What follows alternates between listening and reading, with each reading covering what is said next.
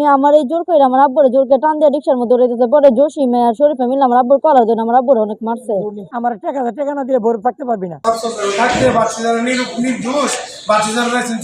তারা দুজন মিলে আমাদের বাসায় গেছে। তারপর আমার আব্বুরে বলছে যে আমাদের আরিফ নেতা আছে নাকি, ওনার নাকি ডাকতেছে আমার আব্বুরে।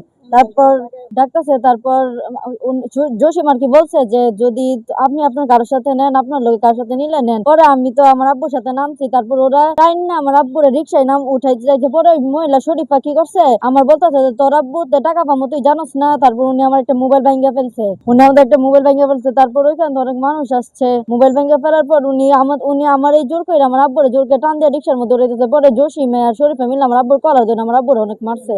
তারপরে এই রিক্সাওয়ালা যে রনি আছে না, উনিও মারছে। ওরা তিনজন মিলে আমার আব্বুরে ধরছে। আব্বুর আমার রিক্সার মধ্যে উঠানোর চেষ্টা করছে। তারপর তো মানুষ আছে, স্থানীয় লোকেরা যারা আছে আমাদের আশেপাশে। পরে সঞ্জু আঙ্কেল সাংবাদিক, ওনারা আইসা আমাদের বাঁচাইছে। জি আমাদের চাইনা রিক্সার মধ্যে উঠানোর চেষ্টা করছে।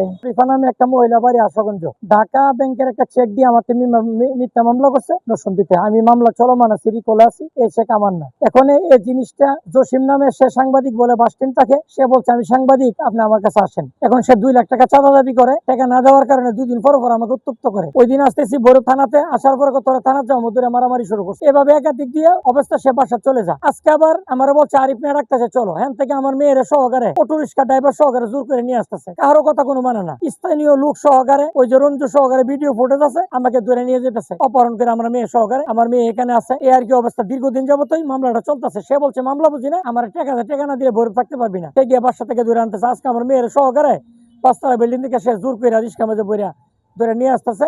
স্থানীয় লোকের মানে উপস্থিতি এবং তাদের সহযোগিতা আমি উদ্ধার হয়েছে। পরে থানা স্যারের কাছে অভিযোগ করলাম, আগেও তার নামে 2টা অভিযোগ দেওয়া আছে। এরপরে আসছে থানার মাধ্যমে, আসার পরে স্যারের কাছে আসে, স্যারের নিজের সহকারে তারা বলছে তুই আগে ঢুক, এরপরে কথা হবে। আমি অভিযোগ মামলার জন্য আসছি, আগে 2টা অভিযোগ দিছি, এখন রাষ্ট্র আজকে মামলা দেওয়ার জন্য। ঠিক আছে, আমার কত সে যদি টাকা পা, সে যদি আমার আমি 1000 বার দিতে বাধ্য, কোনো সমস্যা নাই। কিন্তু মেয়ে সাইড আছে চেক, এটা বুঝে না, প্রতারণা করে আমাদের টাকা উদ্ধার করবে 10 খান।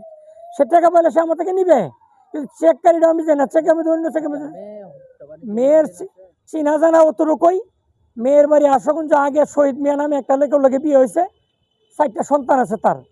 দ্বিতীয় বিয়ে হয়েছে কাদিবাড়ির মোল্লা একটা বাবু গাছের ছেলের নাম হলো শামসু মিয়া, তার দ্বিতীয় একটা বাচ্চা হয়েছে। ওই বাচ্চা বাবু সন্তান দাবি করে না, এ সুবাদে আমার কাছে আছে, আমার কাবিন না দেন। তো কালকে বসাতে কাজই আছে, কাবিন দেনা দীক্ষা, এই জন্য আমার সহায়তা সে নিছে। লাস্টটা বলছে কাবিন জন উদ্যোগ করছো, তুই আমাকে বিয়ে করতে হবে, বিয়ে না করলে তোর বিভিন্ন মামলা দিয়ে আমি তোর জড়ামো। এই হলো তার সাথে আমার শত্রুতা। এই জন্য মেয়ের লোক আমি দিয়ে সাক্ষাৎ করি। হঠাৎ করে জসিমের 2 দিন পর রাত্রে বাসার মাঝে উঠে আক্রান্ত করে। তো কেউ বুঝি না, থানা টানাইতে বুঝি না। তো আজকে সকাল 9টা বাজে আমার মেয়ে সহকারে বরে মেয়ে ডাক দৌ, তো গাড়ি আমার আঘাত করছে। আমার মেয়ের রিক্সা জোর করে ভরতে চাইছে। আমার সিগনেচার ওই টাকা আমি 100 বার দিব। এটা প্রতারণা করতেছে সিন্ডিকেট, তাদের কাজ হইল এটা। অন্যর চেক দিয়ে মামলা করে টাকা উদ্ধার করে, তাদের কাজ হইল এটা। আপনি চেক করেন যে আমার সিগনেচার কিনা, আমার চেক কিনা, আমরা তদন্ত করলে আমি 1000 বার কি টাকা দিতে বাধ্য। এই যে আমার মেয়ে সহকারে ছিল, দৈরা রিক্সাতে, আমার মেয়ে পড়াশোনা করে মাদ্রাসা।